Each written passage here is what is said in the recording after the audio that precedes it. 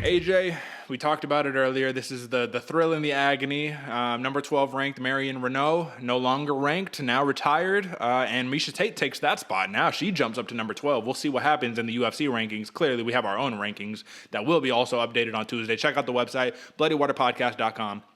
However, Cupcake, man, Miesha Tate, she looked like she didn't skip a beat, dude. She looked like she had never been retired for 5 years. So I have to eat some crow really quickly, right? So both of us do, but let me go first, AJ.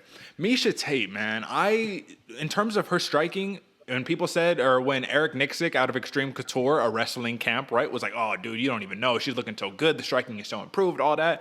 I'm just like, okay, all right, we'll see. We saw, man. She put on a show. She put on a clinic. Listen, that jab was nice. The right hand was nice. The head movement was nice, man. She did not look like this was 2013 anymore, which is incredible to me. It shouldn't be because, as you noted before, AJ, you better have improved, man. It's been 5 years. Like, what have you been doing? Now, hopefully you improved. But with that being said, man, she does not look like somebody who was a pioneer of women's MMA. She does not look like somebody who was involved in the Ronda Rousey era of women's fighting, where they had very little technical ability in terms of the striking. And I don't mean that in a derogatory sense, but I think it's true in terms of men's MMA, which had been around far longer than women's MMA, in terms of being sanctioned and being legal and regulated. Men's MMA, they showed a lot more skill and technical capabilities than the women did.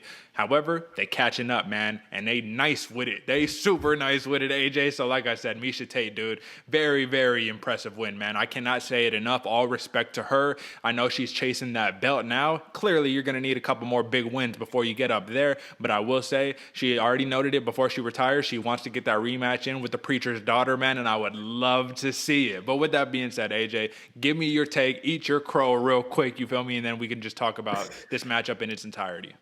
Woo, Derek, when something like this happens, brother, I love that taste of humble pie. Yeah, I don't mind being wrong when it's something like this because Miesha Tate, Cupcake, absolutely put it to Reneau, dog. It was impressive. Like you said, she came out, she was crisp, she was sharp, she was looking good on all the striking, all the grappling, everything. She put on a class, man. It was very impressive. Like I said, I love being wrong when it's something like this because Miesha Tate proved us wrong, bro. She didn't look like she was a pioneer of the sport. She looked like she's on the pinnacle, on the cusp, bro. It was very impressive. You love to see an old school fighter come back like that. And sure, Marion Reneau is a little bit older than her, so it kind of like in retrospect makes sense. But Miesha Tate looked damn good, man. And what impressed me the most about it is you'll see sometimes a lot of wrestlers who are a lot of grapplers, when they start getting a little bit of striking, going, they'll leave their hands extended and start reaching for takedowns, leaving them vulnerable to shots from the outside by the other strikers.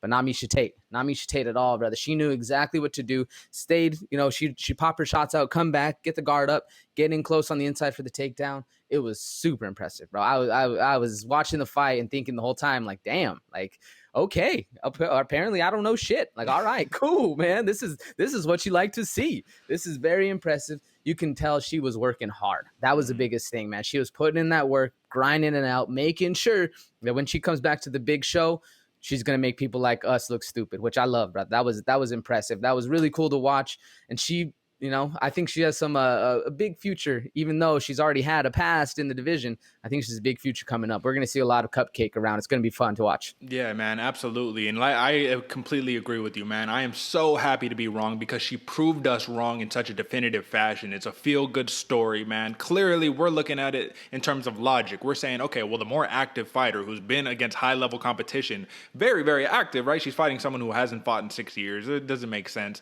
Obviously, the odds makers, they knew something that we didn't. Maybe they saw some film, maybe, something. But I will say I did not expect this, man. And I will gladly eat that big piece of humble pie, man, because Miesha Tate looking like she's going to be doing something big. However, I think she's going to get tested in her next matchup, and I do not think it'll be as easy as this matchup was. Now, let's talk about the retrospect in terms of Marion Reneau really quickly, the Belizean bruiser, AJ.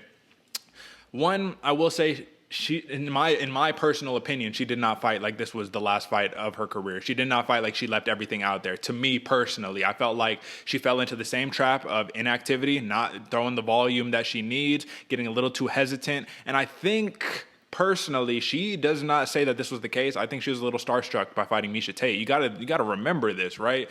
For folks like me and you, maybe we weren't as tapped in, you know what I'm saying, to like the star of Miesha Tate because Ronda Rousey eclipsed her and all of that craziness, you know. However, she was like every female fighter, Ronda Rousey and Miesha Tate, that was like their idol. That's who they looked up to because she was the originator, right? You know what I'm saying? OG, Strikeforce champion, UFC champion. Come on. So it's got to be a little bit of that starstruck nature, you know. With that being said, though, AJ, Marion Reneau, the last point that I have on this that was a little bit concerning is that she had her family in her corner.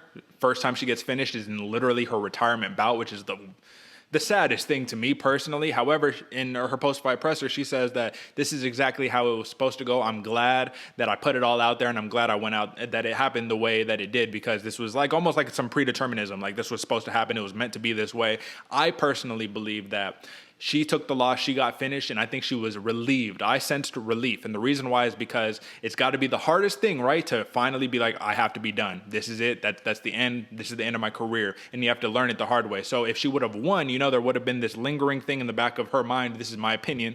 In the back of her mind, she might have been like, well, I won. Maybe I can go out, you know, and do it again in a couple of years or whatever if I get that itch. Now, you got finished in your last fight. I think that's the relief of like, okay, I'm done. That's it. That was the results. I did what I needed to do, and it wasn't enough. So it's okay, though, because to sit there and be at the highest level in the UFC, fight some of the greats like she has fought, man. She had a great career.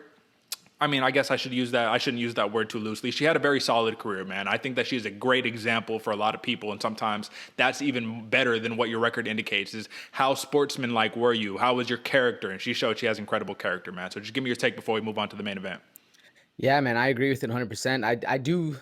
I was a little sad to see that Renault was still staying calm, still staying on the back foot, not really letting off, because that's what we were talking about in the pre-show, that she needed to be first. She needed to fire first, because this would have came down to a decision win. She would have lost the decision as well.